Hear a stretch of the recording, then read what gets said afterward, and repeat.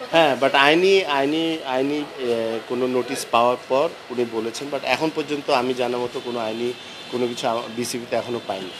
এটা পেলে তারপরে হয়তোবা আমরা সবাই বসে এটা নেক্সট সিদ্ধান্তটা নিব। না, ওটা তো এখন আমরা বলেছি আমি শুরুতে যে এখনও কিন্তু আমরা কোনো সিদ্ধান্ত যেতে পারিনি যেহেতু আমরা কোনো কিছু পাইনি। বাট আমার মনে হয় যে কিছুদিনের মধ্যে আপনারা সব আপনাদের ব্যাপারটা ক্লিয়ার হয়ে যাবে।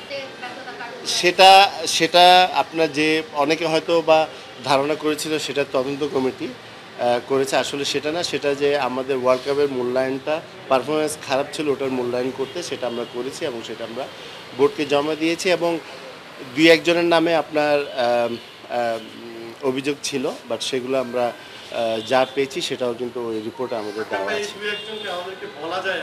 এটা বোর্ড যদি সিদ্ধান্ত নেয়, যেহেতু এখন নতুন বোর্ড আসছে, বোর্ড যদি সিদ্ধান্ত নেয় তাহলে অবশ্যই সেটা আপনার পেয়ে যাবেন।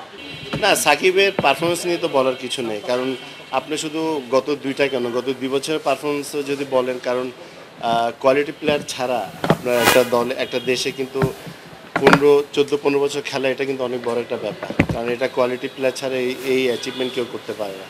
সো ওর তো পারফরমেন্স সবসময় ভালো এবং ও যখনই খেলে বাংলাদেশের দলের জন্য কিন্তু এক্সট্রা আমরা বেনিফিট পাই। ও মুশফিক অনেকে আছে।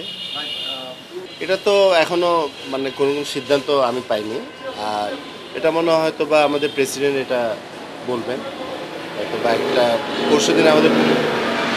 পরশুদিন আমাদের বোর্ড মিটিং আছে, সেখানেও হইতে পারে বা তারপরে হতে পারে। এটা আপনার আমাদের বোর্ড প্রেসিডেন্ট উনি এটা যাচাই মানে উনি এটা সিদ্ধান্ত নেবেন। না, প্রথমত এটা আমি মনে করি বাংলাদেশের জন্য অনেক বড় একটা অ্যাচিভমেন্ট, কারণ আপনারা জানেন আহ, 3টা ফর্মুলাটার মধ্যে আমরা কিন্তু ওয়ান ডেটা আমাদের পারফরমেন্স ভালো, আমাদেরকে ভালো একটা শক্তিশালী দল, বাট ওইভাবে কিন্তু আমরা T20 এবং টেস্টে কিন্তু ওরকম প্রমাণ করতে পারিনি। তো আল্লাহর রহমতে এবার পাকিস্তানে গিয়ে প্রথমবারের মতো পাকিস্তানের মতো দলকে আমরা হারিয়েছি, তাও পাকিস্তানের মধ্যে, কারণ পাকিস্তান আপনার ওদের হোমে কিন্তু অনেক ভেরি স্ট্রং সাইড, সেটা আপনারা সবাই জানেন। তো সেখানে ফ্রম দ্য বিগিনিং আমরা যেভাবে খেলেছি, স্পেশালি আমরা বোলিংয়ে আমরা ডোমিনেট করছি, আর্লি ওদের উইকেট নিলাম, পরে কিন্তু আমাদের ওপেনাররা খুব ভালো স্টার্ট করেছে, তারপরে আমাদের যে মিডল অর্ডার যারা আছে চমৎকার ব্যাটিং করেছে। সো যারা আমাদেরকে নিয়ে অনেক নেগেটিভ কথা বলতো টেস্ট ক্রিকেটে, তো সেটা আমরা একটা প্রমাণ করেছি এবং আরও আমাদের হাতে সময় আছে। আমরা নেক্সট ম্যাচটাও যদি আল্লাহর মতো ভালো করি তাহলে সেটা জবটা আরও শক্তিশালী হবে।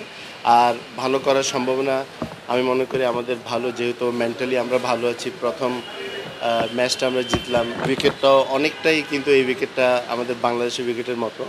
সো এই পারফরমেন্স যদি আমরা ধরে রাখতে পারি তো ইনশাল্লাহ আমরা নেক্সট ম্যাচও জিতার আশা করছি আল্লাহর রহমতে। হ্যাঁ, সেটা বলা যায় না, বাট আমরা যেহেতু নেক্সট অক্টোবর পর্যন্ত আছি, বাট যতদিন ছিলাম সেটা আমরা ভালো কাজ করার চেষ্টা করেছি এবং এখনও অনেক কাজ করা অনেক বাকি আছে এবং আল্লাহর রহমতে আমরা চেষ্টা করব যে 1 বছরের মধ্যে যত তাড়াতাড়ি সম্ভব হয়তো বা আমরা বড় কোনো কাজে যেতে পারবো, আমরা ছোটো ছোটো যে কাজগুলো আছে সেগুলো আমরা কমপ্লিট করা, যে প্লেয়ারদের ফ্যাসিলিটিস দেওয়া, ইনডোর আছে আপনার ছোট ছোট মাঠ আমরা ডেভেলপ করে দিব, যারা খেলার সুযোগ পায় না। ঢাকার বাইরেও কিন্তু অনেক জায়গা আছে যেখানে প্লেয়াররা আপনার ক্রিকেট খেলতে পারে না মাঠের জন্য, সেগুলো আমাদের মাথায় আছে। আমরা আলাপ আলোচনা করছি এবং সেটা নিয়ে আমরা কাজ করবো ইনশাআল্লাহ।